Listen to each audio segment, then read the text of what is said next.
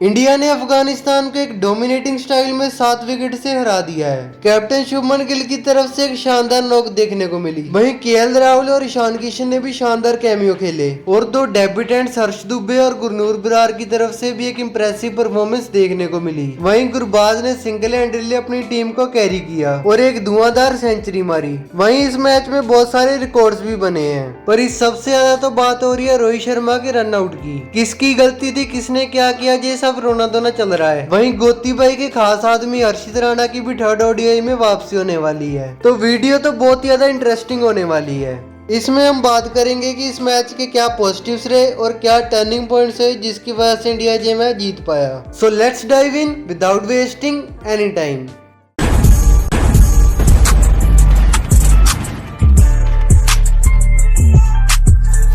तो जैसा कि मैंने प्रीव्यू में बताया था कि मैच में बारिश आने के पूरे चांसेस हैं और कुछ ऐसा होता भी है जिसकी वजह से मैच बस 25 ओवर का रह जाता है। इंडिया टॉस जीतती है और शुभमन गिल बॉलिंग लेने का फैसला करते हैं, जिससे कि fast bowler early seam movement को एक्सप्लॉइट कर सके। इंडिया की टीम में गुरनूर बरार और हर्ष दुबे का डेब्यू होता है। वहीं अफगानिस्तान की टीम एग्जैक्टली सेम थी जो मैंने प्रेडिक्ट की थी। गुरनूर बरार शुरुआती से 145 की स्पीड पर बॉल डाल रहे थे और उनको इसका फायदा मिलता भी है जब इब्राहिम जादरा न क्रॉस द लाइन शॉट खेलने के चक्कर में आउट हो जाते हैं। अर्शदीप भी अपना जलवा दिखाते हुए सदीकुल्ला अटल को एलबीडब्ल्यू कर देते हैं। फिर वे एक शॉर्ट बॉल डालकर अहमद शाह को भी आउट करा देते हैं मिड विकेट पर। 5 ओवर के बाद अफगानिस्तान बस 27 रन ही बना पाती है और 3 विकेट गवा बैठती है। पर इसके बाद हमको गुरबाज की तहलका बैटिंग देखने को मिलती है और वो अपनी हाफ सेंचुरी बस 25 बॉल में कंप्लीट कर लेते हैं। इसकी वजह से ही अफगानिस्तान की टीम 12 ओवर में 110 रन तक पहुंच पाती है। इंडिया के पास गुरबाज को आउट करने के काफी चांसेस भी है, लेकिन उन्होंने सारे मिस ही किए। लेकिन गुरबाज ने मौके का फायदा उठाना बिल्कुल मिस नहीं किया। उन्होंने बस 48 बॉल्स में अपनी सेंचुरी पूरी कर दी और ये सेकंड फास्टेस्ट सेंचुरी होती है इंडिया के खिलाफ। उन्होंने ऑलमोस्ट वन मैन आर्मी की तरह इंडियन बॉलर्स को डेसिमेट किया और अपनी इस शानदार पारी में 8 चौके और 8 छक्के भी मारे।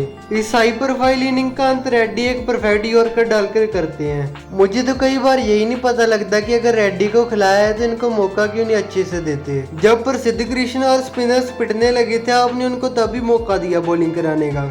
इन सीमिंग कंडीशन से बेहतर तो आपको मौका नहीं मिल सकता था रेड्डी को टेस्ट करने का। इनके कैप्टन हशमतुल्लाह शहीदी इनका साथ तो दे रहे थे, लेकिन वो रन अप बॉल से ही खेल रहे थे। भाई को लग रहा था कि उनका काम सिर्फ गुरबाज को स्ट्राइक देने का ही है और बड़ी मुश्किल से ये पहली बार एक शॉट खेलने जाते हैं और उसमें आउट हो जाते हैं। लेकिन एक मिनट, ये स्क्रिप्ट तो थोड़ी सुनी सुनी हुई लग रही है। पता नहीं ऐसे डेंजरस सिचुएशन में मैं ऑटोमेटिकली आगे कैसे आ जाता हूँ। भाई का जीरो फिनिश चिकन डिनर करने का सपना सपना ही रह गया। उमरजाई आकर एक डिसेंट कैमियो खेलते हैं, लेकिन वो हर्ष दुबे की बॉल पर स्टंप आउट हो जाते हैं। नबी के तो 12 बॉल में बस 3 ही रन थे। वो नीतीश कुमार रेड्डी को एक छक्का मारकर अपनी स्ट्राइक रेट तो इम्प्रूव करने की कोशिश करते हैं, लेकिन अगली बॉल पर एक और छक्का लगाने की कोशिश में लॉन्ग ऑन पर आउट हो जाते हैं। बाद में इनकी विकेट जल्दी से गिरने लगती है और इनके बचे हुए टेलेंटर्स कुछ खास नहीं कर पाते। इसी के कारण अफगानिस्तान बस 194 पर ही ऑल आउट हो जाती है। इंडिया की तरफ से दोनों ही डेब्यूटेंट्स 3-3 विकेट लेकर एक अच्छी शुरुआत करते हैं। वहीं अर्शदीप और नीतीश कुमार रेड्डी को भी 2-2 विकेट्स मिलती हैं। इंडिया की तरफ से फील्डिंग हाईलाइट तो शुभमन गिल का कैच ही रहेगा, जो कि उन्होंने स्लिप में पकड़ा था हर्ष दुबे की बॉल पर जब बल्ला के रन पर एक कट शॉट खेलने की कोशिश करते हैं। बॉल तो उन्हें ऑलमोस्ट क्रॉस ही कर गई थी, लेकिन उन्होंने अच्छे रिफ्लेक्सेस दिखाए और अपने लेफ्ट हैंड से एक शानदार वन हैंडेड कैच पकड़ा। इंडिया की बैटिंग की बात करें तो पिच में बॉलर्स के लिए हेल्प थी। फास्ट बॉलर्स की बॉल थोड़ा एक्स्ट्रा बाउंस कर रही थी और ये हमने देखा भी जब रोहित शर्मा के बॉल अंगूठे पर लगी और जो बाउंड्रीज के लिए बॉल गई थी वो भी उनके बैट के अपर हाफ पर ही लगी थी। वहीं गिल को भी एक जीवनदान मिलता है जब रहमानुल्लाह गुरबाज एक शॉर्ट बॉल पर उनका कैच ड्रॉप करते हैं। वहीं स्पिनर्स की बॉल भी अच्छी खासी टर्न कर रही थी, जो हमने ईशान किशन की डिसमिसल में देखा। Rashid Khan round the wicket से गुगली कराते हैं और बॉल अच्छी खासी टर्न करती है। बॉल उनके ऑफ स्टंप को लगती है और उनका धमाकेदार कैमियो एंड हो जाता है। रोहित की डिसमिसल तो बहुत ज्यादा अनलक्की थी। वो मिड विकेट की तरफ शॉट खेलकर भागने की कोशिश करते हैं, लेकिन अल्लाह के Janfar non striker Shubman Gill के आगे आ जाते हैं, जिसकी वजह से वो भाग नहीं पाते। फिर रोहित जो कि ऑलमोस्ट आधी पिच पर आ गए थे उनको वापस भागना पड़ता है, लेकिन वो काफी दूर रह जाते हैं। अगर ऑब्स्ट्रक्टिंग द फील्ड करने से बैट्समैन आउट होता है तो फिर अगर बैट्समैन को बॉलर या फील्डर ऑब्स्ट्रक्ट करे तो वो तो नॉट आउट होना चाहिए, क्योंकि बैट्समैन के पास तो एक ही मौका है, उसको बार बार थोड़ा मौके मिलने हैं। आप भी कमेंट सेक्शन में जरूर से बताएं कि आप मेरे ओपिनियन से एग्री करते हैं या फिर नहीं, और क्या रोहित शर्मा का डिसमिसल फेयर था या अनफेयर था। वहीं शुभमन गिल अपने क्लासिकल अंदाज में खेल रहे थे और कवर्स की ओर उन्होंने काफी चौके लगाए। वो अपना पर्पल बैच कंटिन्यू करते हुए 37 बॉल्स पर ही हाफ सेंचुरी मार देते हैं। वहीं श्रेयस अय्यर एक शॉर्ट बॉल पर आउट हो जाते हैं। वो पुल खेलने की कोशिश करते हैं लेकिन बैट उनके हाथ में घूम जाता है। आई होप कि उनको शॉर्ट बॉल की प्रॉब्लम फिर से ना आए और ये बस पिच के एक्स्ट्रा बाउंस के कारण ही हुआ हो। पर मेन दिक्कत की बात यह है कि साउथ अफ्रीका में भी हमको कुछ ऐसी सी पिच ही मिल सकती है, और उन्होंने इससे पहले जो पुल शॉट पर चौका लगाया था उस पर भी इतने ज्यादा कंफर्टेबल नहीं लग रहे थे। फिर जब राहुल भाई बैटिंग करने आए तो वे एक शॉर्ट बॉल पर अपर कट खेलने चले गए। बॉल सरफेस से कुछ ज्यादा ही उछल गई, लेकिन उन्होंने किसी तरह से मैनेज कर छक्का लगा दिया, जिससे एक बार फिर से हमको इस पिच पर एक्स्ट्रा बाउंस देखने को मिला।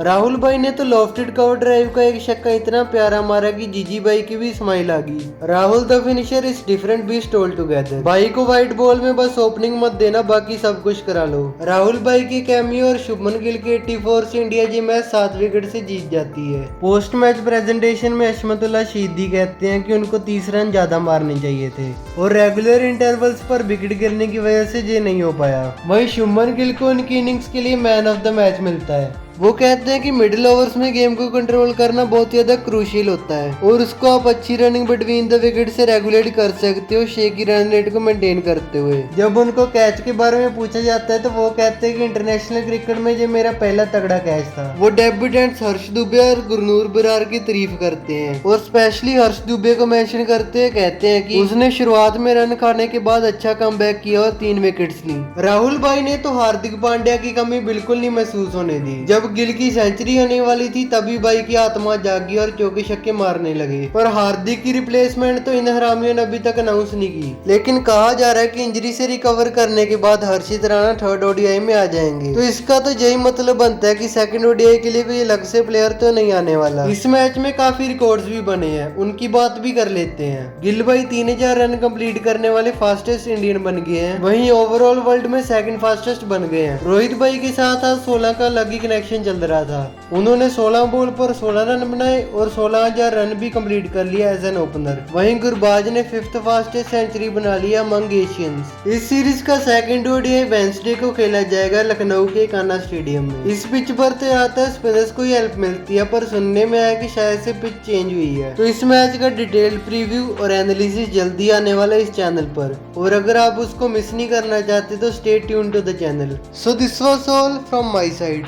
आप भी अपने ओपिनियंस कमेंट सेक्शन में दे सकते हो। Make sure to like, share and subscribe to the channel, और इंस्टाग्राम पर भी पक्का से फॉलो कर देना।